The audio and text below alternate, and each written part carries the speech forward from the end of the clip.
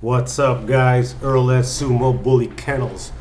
Here we go. Here's the follow-up to our last episode with our baby girl Cookie Monster. If you haven't seen that episode, go back one and check it out, and that will explain to you how we got here. So, just a quick recap, right? I really love the breeding between Godiva and Goya. I'll show you that real quick. Here we go.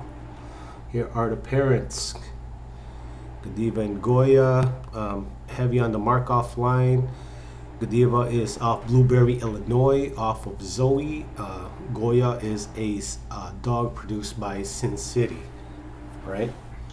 Very nice line, right? So, what got us here was that we love the breeding so much and the puppies so much that we picked up a Merle chocolate Merle girl, yes. And it didn't work out because of the bites.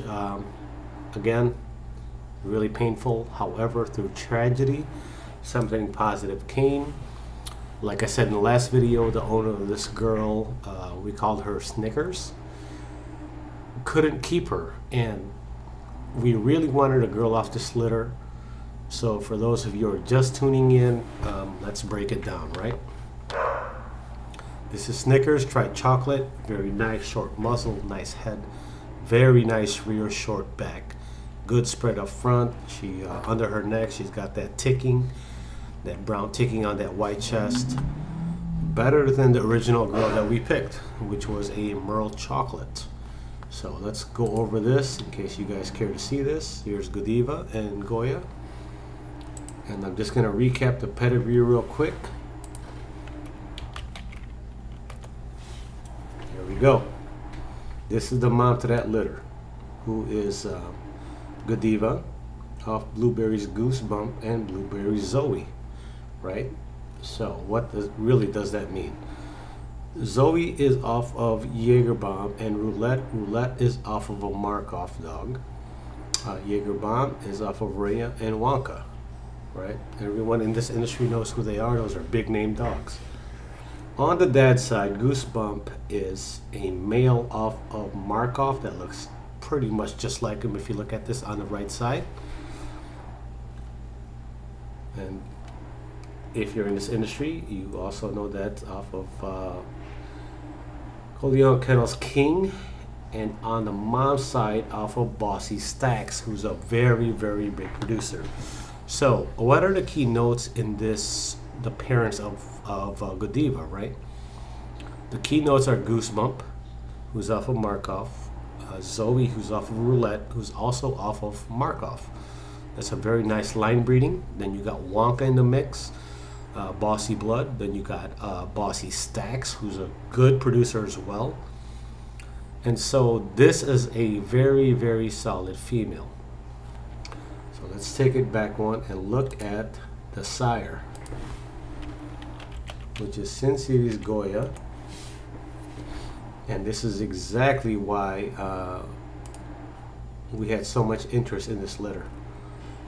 So this is an outdated picture of Goya, who's off of Sin City's Mirage and Sin City's Boulder Station. Boulder Station's a nice dog. He's a producer off of Bellagio and Palace. 2 times Destiny. Again, here we go. Kennels King, right? And you saw that in the other pedigree. So all this blood here that they're mixing, right? And this is only 2 generations down.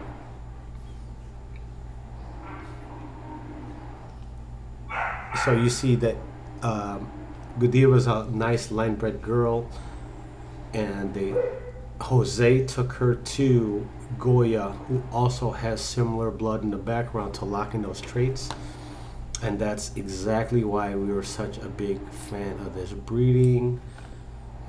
Here, they got a banner for this. 1 second. And I love that they put it on here. So this is the Goya and Godiva litter. There you go. So here's the mom, Godiva, and Goya as a puppy. But if you go follow the pedigree, you're going to see Markov, Markov, and then you're gonna see Bellagio Palace off of Boulder Station, and you're gonna see Corleone's King in both sides, which is very good, and you got Bossy Stacks in there. Overall, very good dogs. Throw a very consistent look. So, back to it. Here she is. We end up getting this girl. We pet home Cookie Monster, who is a chocolate merle. I really like this girl, guys. Let me see if I have something on Insta. When we first got her, we should have put, here we go, Hershey bar. I saw her in person. I said, listen, let me see the dog first, and let me see if, you know, she is of the caliber that I'm looking for for the breed type that I'm trying to create. And make the long story short, we got her.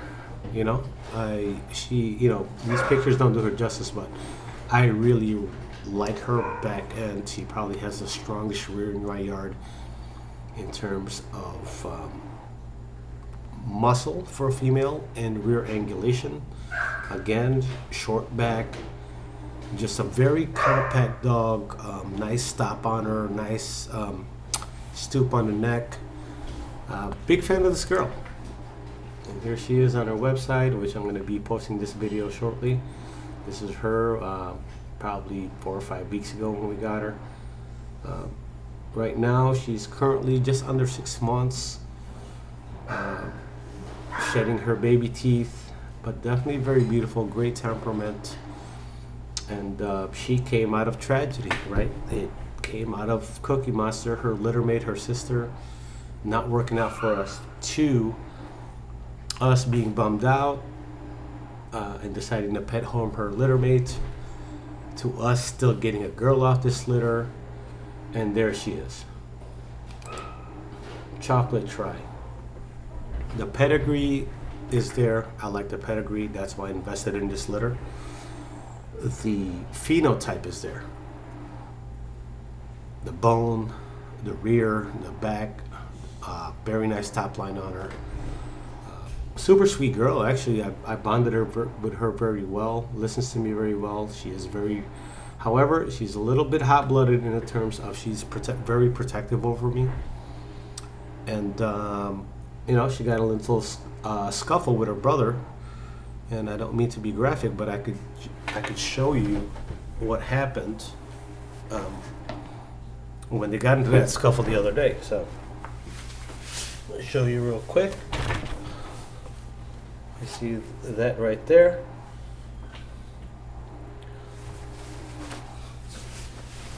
So for anybody who breeds these kind of dogs, XL American Bullies, or is interested in them, know that this is a powerful breed, and know you have to be firm in discipline.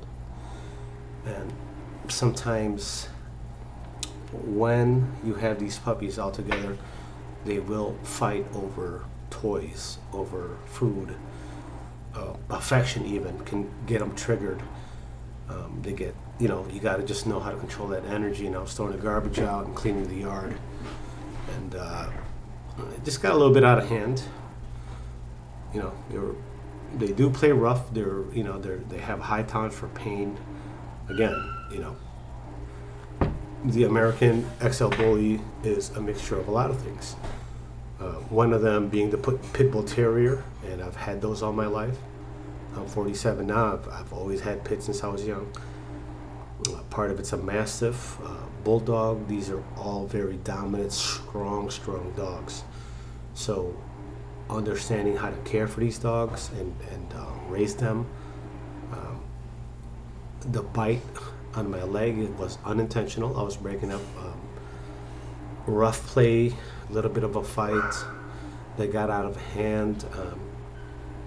You know, all the dogs submitted to me at the end of it, and I put them in their prospective place. But you know, when you're dealing with these dogs, it's not like you're dealing with a smaller breed or a dog that is just very submissive to you. These dogs are very, number one, they're very powerful, and they can be very strong-willed. So if you're interested in this dog as a family pet, you know, you just got to know your situation and your experience with dogs and your living space. As a breeder, if you're an experienced breeder, well, you already know what it is. You know, if you have a yard with a lot of dogs, there's going to be some fights some days. And, you know, we don't want that. However, it happens. And you got to know how to handle it, break it up, you know, to make sure that your dogs do not get damaged. And then you got to correct them and submit all of them so that they always listen to you.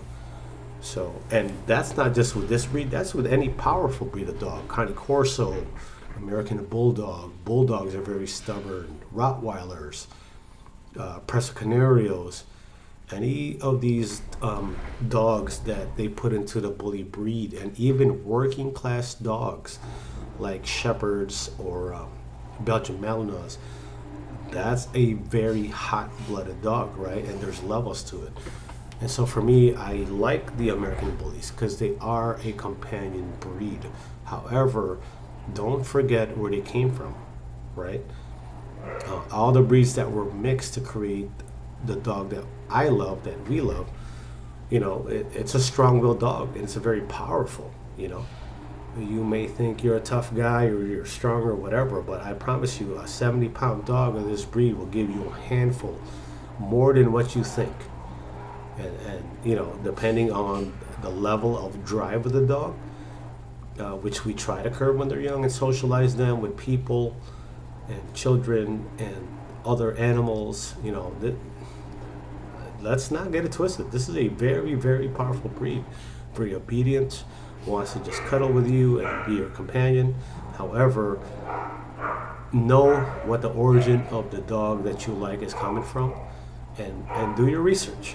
You know, be prepared, because it's not always you know, roses and candy, right? And things do happen, and that's part of being a dog owner and part of being a breeder. So anyhow, apologies for going down that road. However, I felt it necessary to say that, and especially with everything going on in the UK with the bully ban, you know, banning American bullies and stuff like that, which I feel is unjust. I feel it's the people. When you decide to get involved with this breed or any breed that's a powerful breed with a high game drive, let's just say, or a working class drive, you have to be responsible. And if your dog hurts somebody, I believe the owner is responsible, because the dog didn't ask for that. You as a person purchased this dog, you know, whether it's for protection, for a working class, or as a family, whatever your purpose is, or you just love the breed, you have a responsibility to the public, to yourself, and to your pet to provide safety for everybody, the best possible care, and you know, medicals and shots and stuff like that. So it's very unfortunate that certain dogs and dog breeds get a bad reputation, but it's also a reflection of the negligence and just the lack of understanding of the people who have these dogs.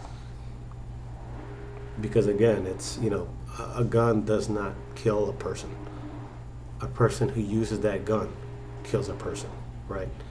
In the same way that I can pick up a hammer and build a house, I can also pick up a hammer and cause damage and break a house or hurt somebody.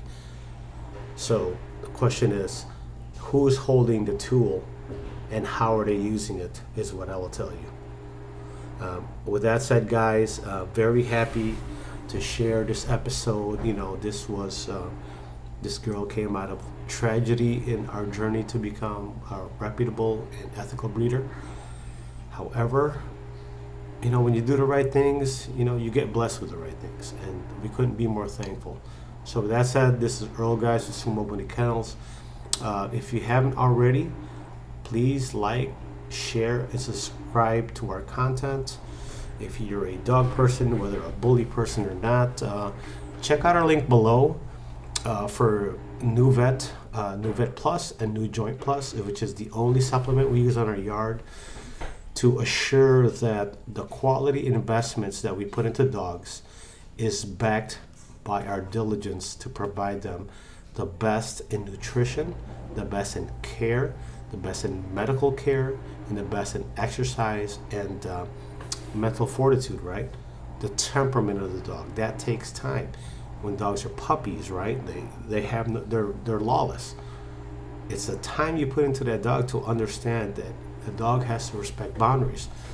And so a puppy unchecked becomes a 120 or 30-pound dog that becomes unchecked, and now you have a problem.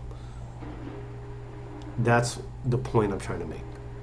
So with that said, guys, this is another episode of our journey with this beautiful, beautiful girl, Snickers bar. Again, thank you guys for watching, and we'll catch you on the next one.